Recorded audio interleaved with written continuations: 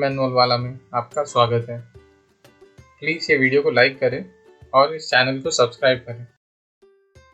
इस वीडियो में हम एक्टिवा 6G का कुछ सेल्फ मेंटेनेंस पॉइंट्स पे ध्यान देंगे। सबसे पहले हम बैटरी देखेंगे। तो बैटरी का लोकेशन कहाँ पे आता है ये आपको दिख रहा है यहाँ पर। अब इस बैटरी को रिमूव करने के लिए आपको सबसे पहले जो लगेज रखने का जगह जो रहता है यानी फुटबोर्ड जो होता है वो फुटबोर्ड आपको निकालना पड़ेगा। जैसे इस इमेज में दिख रहा है, जहाँ पे स्क्रू है उसे आप रिमूव कीजिए और फिर बैटरी का होल्डर है उसे रिमूव कीजिए। उसके बाद आप बैटरी अच्छे से निकाल पाएंगे। इसका नेगेटिव और पॉजिटिव टर्मिनल होता है, यानी जो जहाँ पे वायर कनेक्ट होता है उसे टर्मिनल कहते हैं। अब ये एरिया अगर थोड़ा भी जंग लगा हुआ है या फिर आपको कोई गंदगी दिख रहा है इस पर, तो आप सैंड पेपर या फिर वायर का ब्रश लेके उस डर्ट को या गंदगी को आप साफ कर सकते हैं। अब बारी आती है फ्यूज़ की। तो फ्यूज़ के लिए सबसे पहले आप गाड़ी बंद कीजिए, गाड़ी को सेंटर स्टैंड पर डालिए। ये फ्यूज़ भी जैसे बैटरी के लिए हमने फुटबोर्ड को निकाला था, इसके पहले हमने जो देखा वही बैटरी के बाजू में ये फ्यूज़ होता है। इसको निकालने के लिए जो कुछ पॉइंट है उस पर आपको ध्यान देना पड़ेगा। अब जैसे इसका जो होल्डर है फ्यूज़ का उसे प्रेस कीजिए, इससे फ्यूज़ बाहर निकल आएगा। अब इस फ्यूज़ के एरिया में 6 फ्यूज़ होता है। एक फ्यूज़ 20 एम्प का होता है और बाकी 5 जो फ्यूज़ है वो 7.5 एम्प का होता है। तो ध्यान दीजिए, पहले अगर फ्यूज़ ख़राब हो गया है, जल गया है, तो उसे चेंज कर दीजिए। अब बारी आती है इंजन ऑयल की। तो इंजन ऑयल के लिए सबसे पहले आपको याद रखना होगा ये SAE 5W30 या फिर 10W30 का इंजन ऑयल आप यूज़ करें। कितना रिक्वायर्ड ऑयल चाहिए आपको, यहाँ पे सामने आपको दिख रहा है, कुछ मेजरमेंट है आपके रिक्वायरमेंट के हिसाब से, उतने ऑयल आपको यहाँ पे ज़रूरत पड़ता है। तो अब अगर आपको ऑयल का लेवल चेक करना है तो सबसे पहले गाड़ी को बंद कीजिए, गाड़ी को 5 से 10 मिनट वैसे ही छोड़ दीजिए सेंटर स्टैंड पे, और फिर आपको जो ऑयल का लोकेशन है जहाँ पे आपका ऑयल कैप होता है वो ऑयल कैप को आप रिमूव कीजिए। इसे डिपस्टिक भी कहते हैं या फिर ऑयल फिल कैप भी कहते हैं। तो आप जैसे ही इसको निकालेंगे तो उसको पहले साफ़ कर लीजिए, फिर इसको वापस उसी पॉइंट पे इंसर्ट कीजिए और फिर ये स्टिक पे आपको 2 मार्किंग दिखेगा, एक ऊपर और एक नीचे।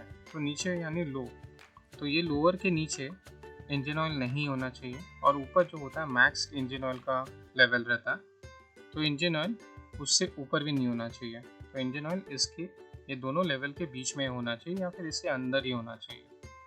और अगर इंजन ऑयल कम है तो आप इंजन ऑयल टॉप अप कर सकते हैं या फिर आप जितना लेवल रिक्वायर है उतने लेवल के हिसाब से आप फिल कर सकते हैं। पर अगर आपको इंजन ऑयल चेंज करना है, आपको लग रहा है कि आपका इंजन ऑयल बहुत जल चुका है, तो पहले तो आप इसका ड्रेन बोल्ट देखिए।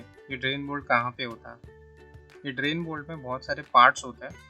अब ये पार्ट्स का भी आपको ध्यान रखना पड़ता है, कभी कभी कुछ पार्ट्स आपको चेंज भी करना पड़ता है। तो अगर आपको पूरा इंजन ऑयल निकाल के वापस नया इंजन ऑयल डालना है तो आप पहले यहाँ से ऑयल को ड्रेन कीजिए और फिर आप ये बोल्ट को वापस फिट कर दीजिए और नया इंजन ऑयल आप फिल कर दीजिए। अब एक छोटे से पार्ट पे देखेंगे, इसे क्रैंक केस ब्रीदर भी बोलते हैं। ये ट्यूब जैसा दिखता है जो आपके पीछे के टायर के ऊपर साइड पे होता है। ट्यूब को आप चेक कीजिए कि इसमें कहीं इंजन ऑयल भर तो नहीं गया या फिर ये ट्यूब में कोई लीकेज तो नहीं है। अगर कुछ भी आपको प्रॉब्लम लगता है तो इसे आप चेंज करा लीजिए। ये जो पॉइंट को आपको हमेशा, अगर आप बारिश में गाड़ी चलाते हैं या फुल थ्रोटल देके गाड़ी चलाते हैं या फिर कभी भी गाड़ी धुला के लाते हैं तभी इसे चेक करना चाहिए। अब बात आती है टायर प्रेशर की। तो टायर प्रेशर अगर आपके साथ पैसेंजर हो या ना हो, फ्रंट टायर का जो हवा का लेवल जो होता है वो 22 होना चाहिए, यानी टायर प्रेशर 22 होना चाहिए। अब पीछे अगर पैसेंजर नहीं है आपके साथ तो फिर 29 का प्रेशर होना चाहिए टायर का, और आपके साथ अगर पैसेंजर है तो 36 का टायर प्रेशर होना चाहिए। तो टायर का हमेशा ध्यान रखिए कि कहीं टायर ज़्यादा रफ नहीं हो गया हो या फिर कहीं से ख़राब ना हो गया हो, कहीं पे फट गया होगा। और इसमें कुछ इंडिकेटर्स भी होते हैं, टायर पे मार्किंग होता है जिससे आपको पता चलता है कि आपका टायर कितना अच्छा है अभी भी या कितना ख़राब हो चुका है। ये आती है एयर क्लीनर का। तो गाड़ी में एक नेट जैसा पार्ट होता है जिसे एयर क्लीनर बोलते हैं। ये लोकेट कहाँ पे होता है, जैसे आपको यहाँ पे दिख रहा है कि यहाँ पे ये रहता है एयर क्लीनर। एयर क्लीनर को आप कभी भी फास्ट एयर ब्लो से साफ़ मत कीजिए, हाँ तो कोई डिटर्जेंट से इसे साफ़ कीजिए। हमेशा इसे चेंज किया जाता है, इसे कभी साफ़ नहीं किया जाता। स्पार्क प्लग का, तो स्पार्क प्लग कौन से ब्रांड का होना चाहिए, जैसे आपको यहाँ पे दिख रहा है, आप उसी ब्रांड का स्पार्क प्लग यूज़ कीजिए। ये स्पार्क प्लग होता कहाँ पे है?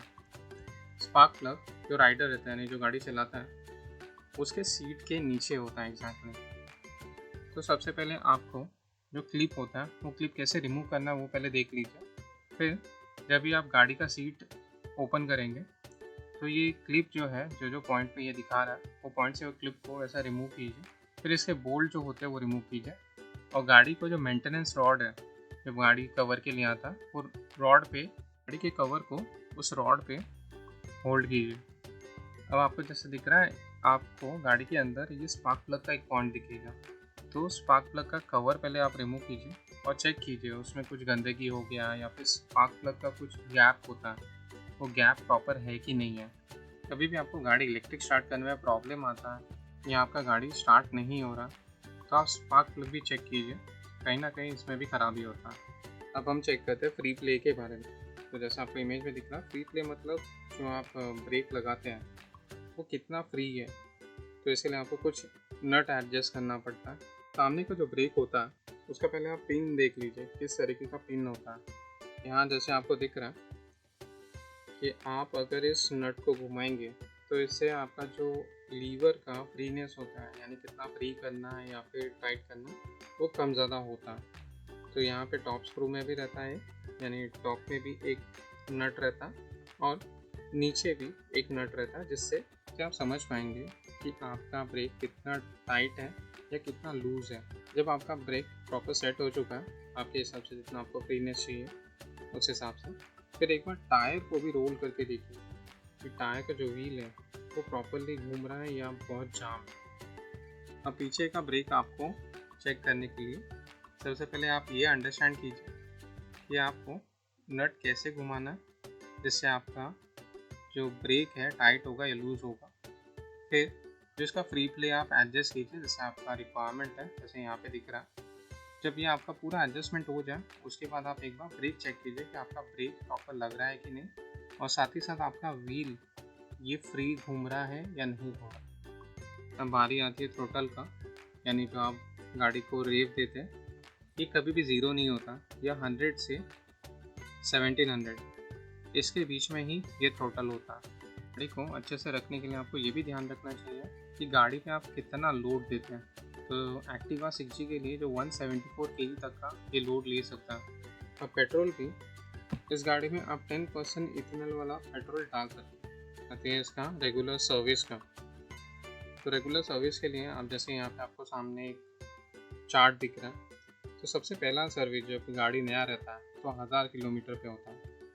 फिर हर 6000 12000 यानी 6000 किलोमीटर के बाद आपको गाड़ी को रेगुलर सर्विस करना पड़ता है। जैसे यहाँ पे इमेज में आपको दिख रहा है कि कहीं पे आई लिखा है यानी इंस्पेक्ट, आपको देखना चाहिए कि इसमें कुछ साफ़ करने की ज़रूरत है, एडजस्ट करने की ज़रूरत है या लुब्रिकेट करने की ज़रूरत है।